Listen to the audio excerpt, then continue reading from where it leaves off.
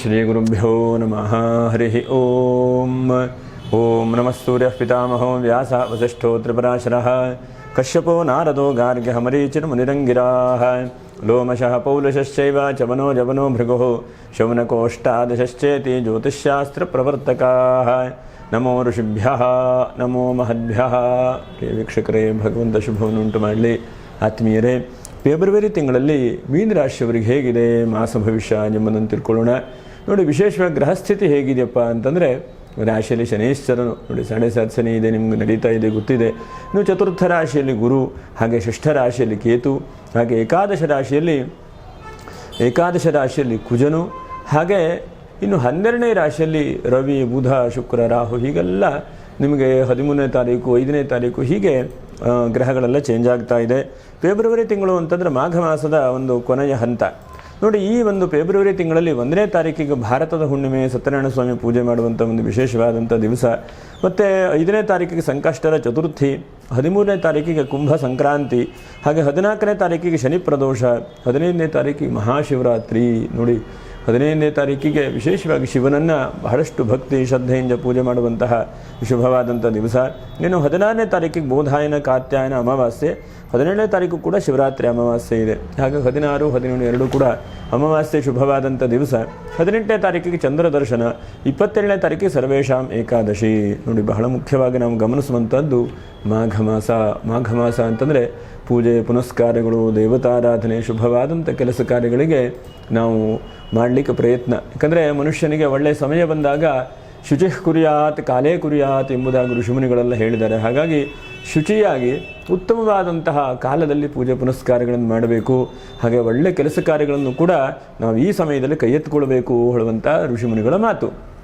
ಇನ್ನು ಪೂರ್ವಭದ್ರ, ಉತ್ತರಾಭದ್ರ, ರೇವತಿ ಈ ನಕ್ಷತ್ರದವರು ವಿಡಿಯೋ ಮುಗಿಯುವವರೆಗೂ ಕೂಡ ನೀವು ನೋಡಿ ನಕ್ಷತ್ರ ಪರಿಹಾರಗಳು ಏನು ಎಂಬುದನ್ನು ಗಮನಿಸೋಣ. ನೋಡಿ, ಮೀನರಾಶಿಯವರಿಗೆ ಹೇಗಾಗಿದೆ ಅಂತಂದರೆ, ಒಂದು ಹಂತಕ್ಕೆ ಸ್ಥಾನ ಪಲ್ಲಟ ಆಗುವಂತಹ ಒಂದು ವ್ಯವಸ್ಥೆ ಪರಿಸ್ಥಿತಿ, ಒಂದು ಹಂತಕ್ಕೆ ಸರಿಯಾದಂಥ ದಾರಿ ಸಮಾಧಾನಗಳು ನಡೀತಾ ಇದ್ದರೂ ಕೂಡ ಎಲ್ಲೋ ಒಂದು ಕಡೆಗೆ ಏರುಪೇರು, ಎಲ್ಲೋ ಒಂದು ಕಡೆಗೆ ಚಿಂತೆ, ಎಲ್ಲೋ ಒಂದು ಕಡೆಗೆ ಟೆನ್ಷನ್, ಇಂತಹದ್ದು ಬಹಳಷ್ಟು ರೀತಿಯಲ್ಲಿ ಕಾಡ್ತಾ ಇದೆ. ಯಾಕಂದರೆ ನಿಮಗೆ ಸರಿಯಾಗಿದ್ದರೂ ಕೂಡ ನಿಮ್ಮ ಸ್ನೇಹಿತರಿಗಿರಬಹುದು, ಅಥವಾ ನಿಮ್ಮ ಮನೆಯವರಿಗಿರಬಹುದು, ಅಥವಾ ಮಕ್ಕಳ ವಿಷಯದಲ್ಲಿರಬಹುದು, ಹೀಗೆ ಯಾವುದೋ ಒಂದು ಜಂಜಾಟ. ಅಂದರೆ ಕೂತಾಗಿಲ್ಲ, ನಿಂತ ಹಾಗಿಲ್ಲ, ಎಲ್ಲೋ ಒಂದು ಕಡೆಗೆ ಹೋಗ್ತಾ ಇದ್ದರೆ ಓಹೋ ಹೀಗೆ ಅಂಥೇಳಿ ಚಿಂತೆ ಬರ್ತಾ ಇರ್ತದೆ ಮನೆ ಕಡೆಗೆ. ಹಾಗಾಗಿ ನೀವು ಸಕಲ ಗ್ರಹಬಲನೀನೇ ಸರಸಿಜಾಕ್ಷ ವಿಷ್ಣು ಮೇಲೆ ಸಂಪೂರ್ಣವಾಗಿ ಭಾರ ಹಾಕಿ ಹಂತವಾಗಿ ಮುಂದೆ ಹೋಗುವಂತಹ ಪ್ರಯತ್ನವನ್ನು ಮಾಡಿ. ಯಾಕಂದರೆ ನಮಗೆ ವಿಘ್ನಾಹ ಪ್ರತಿಹನ್ಯಮಾನಾಹ ಎಂಬುದಾಗಿ ಕರೀತಾರೆ. ಪುನಃ ನಮ್ಮನ್ನು ಕಿತ್ತು ತಿಂತಾ ಇರ್ತದೆ. ಹಾಗಿದ್ದಾಗೂ ಕೂಡ ನಾವು ಪುನಃ ಮುಂದೆ ಹೆಜ್ಜೆ ಇಡ್ತಾ ಹೋದಂತೆ ಅದು ನಿಧಾನವಾಗಿ ಕಡಿಮೆ ಆಗ್ತಾ ಬರುತ್ತೆ. ಹಾಗಾಗಿ ಈಗ ನಿಮ್ಮ ಗ್ರಹ ಸ್ಥಿತಿಯಾಗಿದೆಯಪ್ಪ ಅಂತಂದರೆ, ಚತುರ್ಥ ರಾಶಿಯಲ್ಲಿ ಗುರುವೊಬ್ಬನಿದ್ದಾನೆ ಸುಖ ರಾಶಿಯಲ್ಲಿ. ಹಾಗಾಗಿ ಒಂದಂತಕ್ಕೆ ಆರ್ಥಿಕವಾದಂಥ ಲಾಭಾಂಶಗಳು ಬರ್ತಾ ಇದೆ. ಈಗ ಕಷ್ಟ ಇದೆ, ಹುಷಾರಿಲ್ಲ, ಚಿಕಿತ್ಸೆಗೆ ಒಂದಷ್ಟು ನಿಮಗೆ ಖರ್ಚಿಗೆ ಹಣ ಬೇಕು ಅಂತಂದರೆ ಹಣಕಾಸಿಗೆ ಅನುಕೂಲವಾಗ್ತಾ ಇದೆ. ಅಥವಾ ಯಾವುದೋ ಒಂದು ಮನೆ ಬದಲಾವಣೆ ಮಾಡಬೇಕು ಅಂತಂದರೆ ಎಲ್ಲೋ ಒಂದು ಕಡೆಗೆ ನಿಮ್ಗೆ ಆರ್ಥಿಕವಾದಂಥ ದಾರಿ ಕಾಣ್ತಾ ಇದೆ. ಹಾಗಂತೇಳಿ ಸ್ಥಿರವಾದಂಥದ್ದೆಲ್ಲ ಈ ತಿಂಗಳಲ್ಲಿರಬಹುದು, ಮುಂದಿನ ತಿಂಗಳಲ್ಲಿ ಬರದೇ ಇರಬಹುದು, ಹೀಗೆ ಕಷ್ಟಗಳಲ್ಲೇ ಇದೆ. ಸುಖ ಆಳುವಂಥ ಸಂಪೂರ್ಣವಾಗಿ ಇಲ್ಲ. ಹಾಗಿದ್ದಾಗೂ ಕೂಡ ಎಲ್ಲೋ ಒಂದು ಕಡೆಗೆ ಆವಾವ ದಿವಸಕ್ಕೆ ಆವಾವ ತಿಂಗಳಕ್ಕೆ ಹಂತವಾಗಿ ಆ ಭಗವಂತನು ರಕ್ಷಣೆ ಮಾಡ್ತಾ ಇದ್ದಾನೆ. ನಾನು ಹಿಂದಿನ ತಿಂಗಳಲ್ಲಿ ಹೇಳಿದಾಗೆ ಮೇಲಕ್ಕೆ ಮಳೆ ಬರ್ತಾ ಇದೆ ನಿಜ, ಆದರೆ ಭಗವಂತನು ಛತ್ರಿ ಹಿಡ್ಕೊಂಡಿದ್ದಾನೆ. ಹಾಗಾಗಿ ನಿಮ್ಮ ತಲೆ ಮೇಲೆ ನೀರು ಬೀಳ್ತಾ ಇಲ್ಲ. ಮಳೆ ಬರ್ತಾ ಇಲ್ವೋ? ಮಳೆ ಖಂಡಿತವಾಗೂ ಬರ್ತಾ ಇದೆ, ಆದರೆ ನಿಮ್ಮ ಮೇಲೆ ನೀರು ಬೀಳ್ತಾ ಇಲ್ಲ. ಅರ್ಥ ಏನು? ನೀವು ಸದ್ಯಕ್ಕೆ ಬಚಾವಾಗಿದ್ದೀರಿ, ಸದ್ಯಕ್ಕೆ ಆ ಭಗವಂತನು ನಿಮ್ಮನ್ನು ಹಂತವಾಗಿ ಕರೆದುಕೊಂಡು ಹೋಗ್ತಾ ಇದ್ದಾನೆ ಅಂಥೇಳಿ ಹೇಳಬಹುದು. ಇನ್ನು 4-5 ವಿಷಯದಲ್ಲಿ ಸ್ವಲ್ಪ ನಿಮ್ಮ ಜೀವನದ ಬಹಳಷ್ಟು ಬದಲಾವಣೆ ಆಗಬಹುದು. ಯಾಕಂದರೆ ಅವರು ಮಾಡಲಿ, ಇವರು ಮಾಡಲಿ, ಅವರು ಕೊಡಲಿ ಅಂಥೇಳಿ ನೀವು ಯೋಚನೆ ಮಾಡಲಿಕ್ಕೆ ಹೋಗಬೇಡಿ. ಯಾಕಂದರೆ ಆತ್ಮೈವ ಹ್ಯಾತ್ಮನೋ ಬಂಧು ಆತ್ಮೈವ ರಿಪುರಾತ್ಮನಃ ಎಂಬುದಾಗಿ ಹೇಳಿದ್ದಾರೆ. ನಮಗೆ ನಾವೇ ಬಂಧುಗಳು, ನಮಗೆ ನಾವೇ ಶತ್ರುಗಳು. ಹಾಗಾಗಿ ನಾವೇನಂತಂದರೆ ಅವನು ಕೊಟ್ಟರೆ ಬಹಳ ಚೆನ್ನಾಗಿರುತ್ತೆ, ಅಥವಾ ಇವನೇನಾದರೂ ನನಗೆ ಮಾಡಬಹುದು, ಅಥವಾ ನನಗೇನೋ ಒಂದು ಕಡೆಗೆ ಅಭಿವೃದ್ಧಿ ಆಗಬಹುದು. ಇದನ್ನೆಲ್ಲ ನಾವು ಬಿಟ್ಟು ಬಿಡಬೇಕು. ಏನಂತಂದರೆ ನಾವು ಸರಿಯಾಗಿ ಕೆಲಸ ಕಾರ್ಯಗಳನ್ನು ಮಾಡಲಿಕ್ಕೆ ಪ್ರಯತ್ನ ಮಾಡಬೇಕು. ನಮ್ಮನ್ನೇ ನಾವು ತಿದ್ದುಕೊಳ್ತಾ, ನಾವೇ ಪ್ಲ್ಯಾನ್ ಮಾಡ್ತಾ, ನಾವೇ ಮುಂದಿನ ಹೆಜ್ಜೆ ಇಡ್ತಾ ಹೋಗಬೇಕು. ಯಾಕಂದರೆ ಬೇರೆ ಎಲ್ಲ ಇನ್ನೊಬ್ಬರು ಹೇಳಬಹುದು, ಮಾಡಬಹುದು. ನಮಗೆ ನಾವೇ ಊಟ ಮಾಡಬೇಕು, ನಮ್ಮ ಕೆಲಸ ನಾವೇ ಮಾಡಬೇಕು, ನಮ್ಮ ಯೋಚನೆ ನಾವೇ ಮಾಡಬೇಕು. ನಮ್ಮ ತಲೆಯನ್ನು, ನಮ್ಮ ಮನಸ್ಸನ್ನು, ನಮ್ಮ ಯೋಚನೆಯನ್ನು ನಾವೇ ಸರಿಯಾಗಿ ಇಟ್ಕೊಳ್ಬೇಕು. ಹಾಗಾಗಿ ಇನ್ನೊಬ್ಬರ ಬಗ್ಗೆ ಈ ತಿಂಗಳಲ್ಲಿ ಹೆಚ್ಚಿನದಾದಂತಹ ಅವರು ಮಾಡಿಬಿಡ್ತಾರೆ ಹೇಳುವಂಥ ಯೋಚನೆ ಬೇಡ. ನಿಮ್ಮ ಯೋಚನೆಯನ್ನು ನೀವು ಕರೆಕ್ಟಾಗಿ ಹಂತವಾಗಿ ನಿಮ್ಮ ಮೇಲೆ ವಿಶ್ವಾಸ ಇಟ್ಕೊಂಡು, ಯಾಕಂದರೆ ಆತ್ಮವಿಶ್ವಾಸ ಬಹಳ ಮುಖ್ಯವಾಗಿ ಹೇಳುವಂಥದ್ದು. ಹಾಗಾಗಿ ರಾಶಿಯಲ್ಲಿ ಶನಿ ಇದ್ದಾನೆ, ನಿಮಗೆ ಕಷ್ಟಗಳು ಕೂಡ 7.5 ಶನಿ ರೀತಿಯಲ್ಲಿ ಬರ್ತಾ ಇದೆ. ಆದರೂ ಕೂಡ ನಿಮ್ಮ ಮೇಲೆ ವಿಶ್ವಾಸ ಇಟ್ಕೊಂಡು ನಿಮ್ಮ ಕೈಯಲ್ಲಿ ಎಷ್ಟು ಕೆಲಸ ಮಾಡಲಿಕ್ಕಾಗುತ್ತೆ, ಈ ಕೆಲಸ ನಾನು ಖಂಡಿತವಾಗೂ ಮಾಡಿ ಮುಗಿಸ್ತೇನೆ ಈ ಕೆಲಸ ಅಂತಂದರೆ ಆ ದೃಢವಾದಂಥ ನಂಬಿಕೆ, ದೃಢವಾದಂಥ ವಿಶ್ವಾಸ ಇಟ್ಕೊಂಡು ಒಂದು ಹೆಜ್ಜೆ ಹೋಗಿ ಅದರಿಂದ ಹೆಚ್ಚಿನದಾದಂಥ ಲಾಭಾಂಶಗಳಾಗುತ್ತೆ. ಇನ್ನು ಏಕಾದಶದಲ್ಲಿ ಕುಜ ಇದ್ದಾನೆ ನೋಡಿ, ಕುಜನಿಂದ ಸ್ವಲ್ಪ ಒಳ್ಳೆ ರೀತಿಯಾದಂಥ ಫಲವನ್ನು ಅಪೇಕ್ಷೆ ಮಾಡಬಹುದು. ಸ್ವಲ್ಪ ಸಾಲಗಿನ ತೀರಿಸಲಿಕ್ಕೆ ಸ್ವಲ್ಪ ಅವಕಾಶಗಳಾಗುವಂಥದ್ದು. ಮತ್ತು ಕುಟುಂಬ ರೀತಿಯಲ್ಲಿ ಕುಟುಂಬದಲ್ಲಿ ಏನೋ ಕಿರಿಕಿರಿ ಆಗುತ್ತೆ, ಸಮಸ್ಯೆ ಆಗಿರುತ್ತೆ, ಅದನ್ನೆಲ್ಲ ಸೇರಿಸುವಂತಹ ಪ್ರಯತ್ನಗಳು ನಿಮ್ಮ ಮೂಲಕವಾಗಿ ಆಗುತ್ತೆ. ಯಾವುದೋ ಸತಿಪತಿಯರ ಕಲಹ ಆಗ್ತದೆ, ಅಥವಾ ದೊಡ್ಡ ಕುಟುಂಬ ಇದ್ದರೆ ಯಾವುದೋ ಒಂದು ವ್ಯಕ್ತಿಯ ಮಾತು ಸ್ವಲ್ಪ ವ್ಯತ್ಯಾಸವಾಗ್ತದೆ. ಇಂತಹ ಪ್ರಯತ್ನಗಳಿದ್ದಾಗ ನೀವು ಮುಂದೆ ಹೋಗಿ ಅದನ್ನು ಸ್ವಲ್ಪ ಸರಿಯಾಗಿ ಮಾಡುವಂತಹ ಪ್ರಯತ್ನಗಳಾಗುತ್ತೆ. ಸ್ವಲ್ಪ ಒಂದು ಹೆಜ್ಜೆ ಮುಂದೆ ನೀವು ಹೋಗುವಂತಹ ಪ್ರಯತ್ನಗಳಾಗುತ್ತೆ. ನೋಡಿ, ಇನ್ನು 12ನೇ ರಾಶಿಯಲ್ಲಿ ರವಿ ಇದ್ದಾನೆ. ಹಾಗಾಗಿ ಕಣ್ಣಿನ ವಿಷಯದಲ್ಲೂ ಸ್ವಲ್ಪ ಜಾಗ್ರತೆ ವಹಿಸ್ಕೊಳ್ಬೇಕು. ಸಣ್ಣ ಪುಟ್ಟ ENT ಸ್ವಲ್ಪ ಪ್ರಾಬ್ಲಮ್ಗಳು ಬರಬಹುದು. ಇದ್ದಕ್ಕಿದ್ದ ಹಾಗೆ ಕಂಠದಲ್ಲೇನೋ ಕಿರಿಕಿರಿ ಆಗುವಂಥದ್ದು, ಚಿಂತೆ ಆಗುವಂಥದ್ದು, ಚೆನ್ನಾಗಿದೆ ಉಸಿರಾಟ ಮಾಡಲಿಕ್ಕೆ ಏನೋ ಸಮಸ್ಯೆ ಆಗ್ತಾ ಇದೆ ಅಂಥೇಳಿ ಅನಿಸುವಂಥದ್ದು, ಹೀಗೆ ಆಗುತ್ತೆ. ಹಾಗಾಗಿ ಸ್ವಲ್ಪ ತಕ್ಕ ಮಟ್ಟಿಗೆ ಆರೋಗ್ಯದ ವಿಷಯದಲ್ಲಿ ತುಂಬ ಜಾಗ್ರತೆ ವಹಿಸ್ಕೊಳ್ಬೇಕಾಗತ್ತೆ.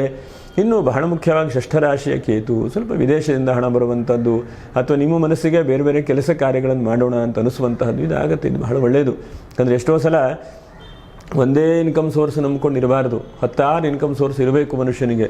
ಒಂದೇ ಇನ್ಕಮ್ ಸೋರ್ಸು ಅಂತಂದರೆ ಒಂದು ಕಡೆ ಕೆಲಸಕ್ಕೆ ಹೋಗ್ತಾ ಇರ್ತವೆ, ಎಷ್ಟೊತ್ತೇ ತೆಗೆದು ಹಾಕ್ತಾರೋ ಗೊತ್ತಿಲ್ಲ, ತೆಗೆದ್ರೆ ಮುಂದೆ ಏನು ಹೇಳುವಂತಹ ಒಂದು ಕ್ವಶನ್ ಮಾರ್ಕಿಗೆ ಉತ್ತರ ಯಾರ ಹತ್ರ ಎಲ್ಲೂ ಯಾವ ಸಮಯದಲ್ಲೂ ಸಿಗುವುದಿಲ್ಲ.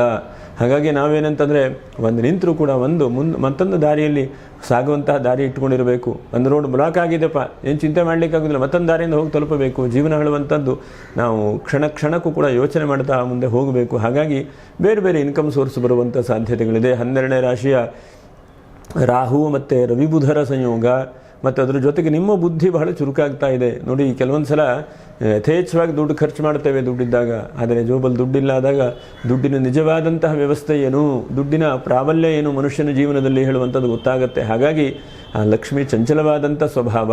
ಜಿಹ್ವಾಗ್ರೆ ವಸತೆ ಲಕ್ಷ್ಮಿ, ಜಿಹ್ವಾಗ್ರೆ ಮಿತ್ರಬಾಂಧವಾಹ ಎಂಬುದಾಗಿ ಕರೆದಿದ್ದಾರೆ. ನಾಲಿಗೆ ತುದಿಯಲ್ಲಿ ಲಕ್ಷ್ಮೀ ಇದೆಯಂತೆ.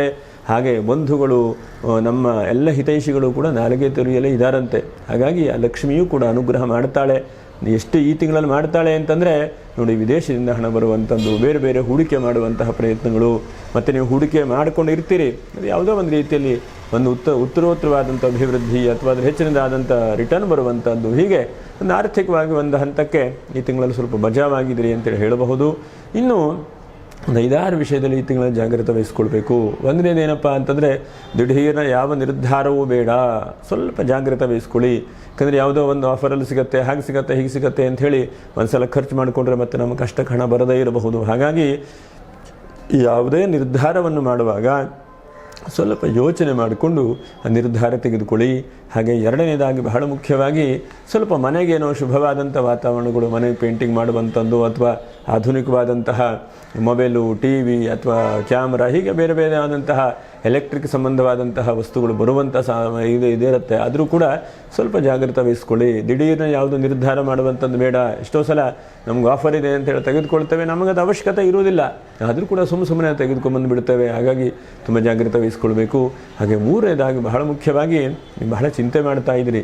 ಯಾಕಂದರೆ ಅಷ್ಟು ಚಿಂತೆ ಮಾಡುವ ಅಗತ್ಯ ಇಲ್ಲ. ಆ ಕಾಲ ನಮ್ಮನ್ನೆಲ್ಲ ಭಗವಂತನು ಹುಟ್ಟಿಸುವಂತಹ ಭಗವಂತನು ನಮಗೆ ಹುಲ್ಲು ಮೇಯಿಸುವುದಿಲ್ಲಂತೆ. ಹಾಗಾಗಿ ನಮಗೆ ಕಾಪಾಡ್ತಾನೆ, ದಾರಿ ಕೊಡ್ತಾನೆ. ನಾವೇನಂತಂದ್ರೆ ಭಗವಂತನ ಬಗ್ಗೆ ಅನನ್ಯಾಶ್ಚಿಂತನಂತೋಮ ಮೇಜನಾ ಪರಿವಿಪಾಸತೆ ತೇಷಾಂ ನಿತ್ಯಾಭಿಯುಕ್ತಾನಾಂ ಯೋಗಕ್ಷೇಮಂ ವಹಾಮ್ಯಹಂ.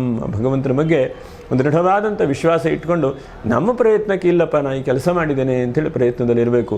ನಮ್ಮ ಕೆಲಸವನ್ನೇ ನಾವು ಸರಿಯಾಗಿ ಮಾಡದೇ ಇದ್ದಾಗ ಯಾರನ್ನು ಕೇಳುವಂತಹ ಅವಕಾಶಗಳು, ಮನಸ್ಥಿತಿಗಳು ಇರುವುದಿಲ್ಲ. ಹಾಗಾಗಿ ನಮ್ಮ ಕೆಲಸವನ್ನು ಪರಿಪೂರ್ಣವಾಗಿ ಆಗುವ ಹಾಗೆ ಮಾಡಿಕೊಳ್ಬೇಕು. ಪರಿಪೂರ್ಣವಾಗಿ ಆಗಿಲ್ಲ ಅಂತಾದರೆ ಯಾವುದಕ್ಕೂ ಕೂಡ ಸರಿಯಾದಂಥ ಉತ್ತರ ಸಿಗುವುದಿಲ್ಲ. ಹಾಗೆ ನಾಲ್ಕನೇದಾಗಿ ಬಹಳ ಮುಖ್ಯವಾಗಿ ಈ ತಿಂಗಳಲ್ಲಿ ಗಮನಿಸುವಂಥದ್ದು ಸ್ವಲ್ಪ ಪ್ರಯಾಣ ಯೋಗ ಆಗುತ್ತೆ. ಪ್ರಯಾಣ ಮಾಡಿ, ಆದರೆ ಮುಂಜಾಗ್ರತೆಯಾಗಿ ಎಲ್ಲ ತಯಾರಿ ಮಾಡಿಕೊಳ್ಳಿ. ಏನು ಮಾಡಬೇಕು, ಯಾವ ಥರ ಆಗಬೇಕು, ಮುಂದೇನು ಪ್ಲ್ಯಾನ್ ಮಾಡಿಕೊಳ್ಬೇಕು. ಹುಷಾರಿಲ್ಲ ಅಂತಾದರೆ ಸ್ವಲ್ಪ ಜಾಗ್ರತೆ ವಹಿಸ್ಕೊಂಡೇ ಹೋಗಬೇಕು. ಎಷ್ಟೋ ಸಲ ಏನಾಗುತ್ತೆ, ಕೆಲವೊಂದು ಸಲ ವಾತಾವರಣಗಳು ಮತ್ತು ಪ್ರಯಾಣ ಮಾಡುವಂತಹ ಪರಿಸ್ಥಿತಿ ಹೀಗಿದ್ದಾಗ ಸಣ್ಣ ಪುಟ್ಟ ಸಮಸ್ಯೆಗಳು, ಆತಂಕಗಳು ಹೀಗೆಲ್ಲ ಬರುತ್ತೆ. ಹಾಗಾಗಿ ನಾವು ನಮ್ಮ ಜಾಗ್ರತೆ, ನಮ್ಮ ಪರಿಸ್ಥಿತಿ, ನಮ್ಮದು ಸರಿಯಾದಂಥ ಜೀವನದ ವ್ಯವಸ್ಥೆ ಯೋಚನೆ ಮಾಡಿಕೊಂಡೇ ಇರಬೇಕು.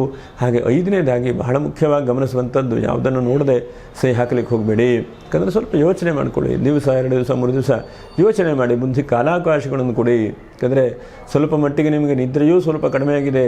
ಈ 2-3 ತಿಂಗಳಿಂದ ಸ್ವಲ್ಪ ನಿದ್ರೆಯೂ ಕೂಡ ಕಡಿಮೆ ಆಗಿದೆ. ಹಾಗಿದ್ದಾಗ ನಿದ್ರೆ ಸಮಸ್ಯೆಗಳು, ಆರೋಗ್ಯ ಸಮಸ್ಯೆ ಹೀಗೆ ಬಂದು ಕಿತ್ಕೊಂಡು ತಿಂತಾ ಇದ್ರೆ ಏನೂ ಮಾಡಲಿಕ್ಕಾಗೋದಿಲ್ಲ. ಹಾಗಾಗಿ ಸ್ವಲ್ಪ ನಿಧಾನವಾಗಿ ಯೋಚನೆ ಮಾಡಿಕೊಂಡು ನಿಧಾನವೇ ಪ್ರಧಾನ ಅಂತ ಹೇಳಿ ಪ್ರಯತ್ನ ಮಾಡ್ತಾ ಒಂದು 5 ರೀತಿಯಾದಂತಹ ಮೆಟ್ಟಿನನ್ನು ಈ ತಿಂಗಳಲ್ಲಿ ಪ್ರಯತ್ನ ಮಾಡಿ. 1ನೇದಾಗಿ 2026ನೇ ಇಸ್ವಿಯಲ್ಲಿ ನೀವೇನೇನು ಮಾಡಬೇಕು ಹೇಳುವಂತಹ ಒಂದು ಮೆಟ್ಟಿಲು. ಹಾಗೆ 2ನೇದಾದಂಥದ್ದು ವಿದ್ಯಾರ್ಥಿಗಳಿದ್ದರೆ ನಿಮ್ಮ ಕನಸು ನನಸಾಗಬೇಕು, ನೀವೇನೇನು ಓದಬೇಕು, ಯಾವ ಥರ ಮಾಡಬೇಕು. 3ನೇದಾಗಿ ಬಹಳ ಮುಖ್ಯವಾಗಿ ನಿಮ್ಮ ಭಗವಂತ ಇಷ್ಟನ್ನು ಕೊಟ್ಟಿದ್ದಾನೆ. ಯಾಕಂದರೆ ನೋಡಿ, ಚತುರ್ಥದ ಗುರು ನಿಮ್ಗೆ ಒಂದು ಗ್ರಹಗಳಿಲ್ಲ ಅಂದರೆ ಇನ್ನೊಂದು ಗ್ರಹಗಳಾದರೂ ಕೂಡ ಯಾವುದೋ ಒಂದು ರೀತಿಯಲ್ಲಿ ನಿಮಗೆ ಎತ್ಕೊಂಡು ಹೋಗ್ತಾ ಇದ್ದಾರೆ. ಹಾಗಾಗಿ ಆ ಗ್ರಹಗಳು ಎತ್ಕೊಂಡು ಹೋಗ್ತಾ ಇದ್ದಾರೆ. ಎಷ್ಟರ ಮಟ್ಟಿಗೆ ಆಗುತ್ತೋ ಅಷ್ಟರ ಮಟ್ಟಿಗೆ ಸಮಾಧಾನ ಇಟ್ಕೊಂಡು ಅನುಕೂಲಕರವಾಗಿ ಮುಂದೆ ಹೋಗುವಂತಹ ಪ್ರಯತ್ನ ಮಾಡುವಂಥದ್ದು. ಹಾಗೆ ಬಹಳ ಮುಖ್ಯವಾಗಿ ಗಮನಿಸುವಂಥದ್ದು, 5ನೇದಾಗಿ ನಿಮ್ಮ ಬಗ್ಗೆ ನೀವು ಜಾಸ್ತಿ ವಿಶ್ವಾಸ ಇಟ್ಕೊಂಡು ಮಾಡ್ತಾ ಇರುವಂತಹ ಕೆಲಸವನ್ನೇ ಪುನಃ ಪ್ರಾಕ್ಟೀಸ್ ಮಾಡ್ತಾ ಮೊದಲು ವೃದ್ಧಿಯಾಗ್ತಾ ಹಂತವಾಗಿ ಮೇಲ್ಮಟ್ಟದ ಪ್ರಯತ್ನಗಳನ್ನು ಮಾಡ್ತಾ ಹೋಗಿ. ಇದಿಷ್ಟು ಮಾಡ್ತಾ ಬಂದರೆ ಹೆಚ್ಚಿನದಾದಂಥ ಅಭಿವೃದ್ಧಿ, ಒಳ್ಳೆ ರೀತಿಯಾದಂಥ ಕೆಲಸ ಕಾರ್ಯಗಳು ಹೀಗೆಲ್ಲ ಆಗುತ್ತೆ. ಬೇರೆ ಹೆಚ್ಚಿನದಾದಂತಹ ಮಂಗಲಕರವಾದಂಥ ವಾತಾವರಣಗಳಿದೆ. ಅನೇಕ ಸಮಸ್ಯೆಗಳಿಗೆ, ತೊಂದರೆಗಳಿಗೆಲ್ಲ ಭಗವಂತನು ಪರಿಹಾರ ಮಾಡಲಿ ಅಂತ ಹೇಳ್ತಾ, ಈ ತಿಂಗಳಲ್ಲಿ ವಿಶೇಷವಾಗಿ ನೋಡೋ 5ನೇ ತಾರೀಕು ಮತ್ತು 8ನೇ ತಾರೀಕು ಬಹಳ ಒಳ್ಳೆ ರೀತಿಯಾದಂಥ ಗಣಪತಿಯನ್ನೇ ಪ್ರಾರ್ಥನೆ ಮಾಡಿ, ಗಣಪತಿಯನ್ನು ಬೇಡಿಕೊಳ್ಳಿ. ಮೂಲಾಧಾರ ಸ್ಥಿತೋಸ್ ನಿತ್ಯಂ ಎಂಬುದಾಗಿ ವೇದಗಳಲ್ಲಿ ಹೇಳ್ತಾರೆ. ಹಾಗಾಗಿ ಆ ಮೂಲಾಧಾರಕ್ಕೆ ಕಾರಣನಾದಂತಹ ಮಹಾಗಣಪತಿ ಎಲ್ಲ ಚಕ್ರಗಳನ್ನು ಕೂಡ ಜಾಗ್ರತೆ ಮಾಡಿಸಲಿ. ಅದರ ಜೊತೆಯಲ್ಲಿ ನಿಮ್ಮಲ್ಲಿರುವಂತಹ ಏನು ಕೆಟ್ಟ ಎನರ್ಜಿಗಳು, ನೆಗೆಟಿವ್ ಎನರ್ಜಿಗಳೆಲ್ಲ ಹೋಗಿ ನಿಮಗೆ ಸಕಾರಾತ್ಮಕವಾದಂಥ ಚಿಂತೆಯನ್ನು ಮಹಾಗಣಪತಿ ಅನುಗ್ರಹಿಸಲಿ ಅಂಥೇಳಿ ಆ ಗಣಪತಿಯನ್ನು ಪ್ರಾರ್ಥನೆ ಮಾಡಿಕೊಳ್ಳೋ 5ನೇ ತಾರೀಕಿಗೆ. ಹಾಗೆ ಉತ್ತರಾಭಾದ್ರ ನಕ್ಷತ್ರ ನೋಡಿ, 15ನೇ ತಾರೀಕಿಗೆ ಮಹಾಶಿವರಾತ್ರಿ ಇದೆ. ಇಂತಹ ಸಮಯದಲ್ಲಿ ಶಿವನ ದೇವಸ್ಥಾನಕ್ಕೆ ಹೋಗಿ ಏನಾದರೂ ಅಭಿಷೇಕ, ಪ್ರಾರ್ಥನೆ, ನಮಸ್ಕಾರ ಮಾಡಿ ಒಮ್ಮೆ ಶಿವಸಹಸ್ರನಾಮ ಅಂತಿದೆ, ಅದನ್ನು ಕೇಳಿ ಅಥವಾ ಹೇಳಿ ಓದಿ ಏನಾದರೂ ಒಂದು ಪ್ರಯತ್ನ ಮಾಡಿ. ನಿಮ್ಮ ಕೈಯಲ್ಲಿ ಏನು ಸಾಧ್ಯ ಆಗುತ್ತೋ ಹಾಗೆ ಆ ಶಿವಸಹಸ್ರನಾಮವನ್ನು ನೋಡಿ. ಆ ಶಿವಸಹಸ್ರನಾಮದಿಂದ ಹೆಚ್ಚಿನದಾದಂತಹ ಅಭಿವೃದ್ಧಿ, ಒಳ್ಳೆ ರೀತಿಯಾದಂಥ ಫಲಗಳನ್ನು ನೀವು ಅನುಭವಿಸಲಿಕ್ಕೆ ಸಾಧ್ಯ ಇದೆ. ರೇವತಿ ನಕ್ಷತ್ರ, ನೀವು ಎಷ್ಟು ಸಾಧ್ಯ ಆಗುತ್ತೋ ಅಷ್ಟು ನಮಃ ಶಿವಾಯ ಜಪವನ್ನು 15ನೇ ತಾರೀಕಿಗೆ ಮಾಡಿ.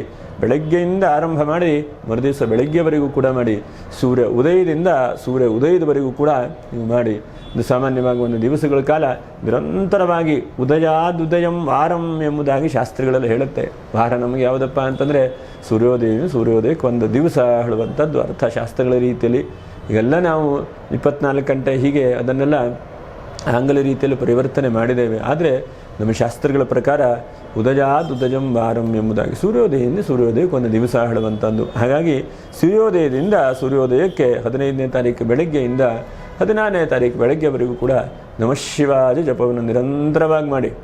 ಎಲ್ಲಾದರೂ ಕೂತ್ಕೊಂಡಿದ್ರೆ ಅರ್ಧ ಗಂಟೆ ಸಮಯ ಇದೆ ಅಂತಂದರೆ ಆ ಸಮಯದಲ್ಲಿ ಮಾಡಿ, ಎಲ್ಲಾದರೂ ಹೋಗ್ತಾ ಇದ್ರೆ ಆ ಸಮಯದಲ್ಲಿ ಮಾಡಿ. ಒಟ್ಟಿನಲ್ಲಿ ನಿರಂತರವಾಗಿ ಬಿಡದೇ ಇದ್ದ ಹಾಗೆ ಆ ಶಿವನ ನಾಮಸ್ಮರಣೆ ಮಾಡಿ ಶಿವನು ಶುಭವನ್ನು ಉಂಟು ಮಾಡಲಿ ಅಂತ ಹೇಳ್ತಾ, ತಮ್ಮೆಲ್ಲರಿಗೂ ಕೂಡ ಶಿವರಾತ್ರಿ ಹಬ್ಬದ ಶುಭಾಶಯಗಳು. ಯಾರು ಲೈಕ್ ಮಾಡಿಲ್ಲ ಅಂತವರು ಲೈಕ್ ಮಾಡಿ, ಹಾಗೆ ಸಬ್ಸ್ಕ್ರೈಬ್ ಮಾಡಿ. ಮುಂದಿನ ವಿಡಿಯೋದಲ್ಲಿ ಮತ್ತೆ ಭೇಟಿ ಮಾಡೋಣ. ನಮಸ್ಕಾರ. ಲೋಕ ಸಮಸ್ತ ಸುಖಿನೋ ಭವಂತು. ನಮಸ್ಕಾರ.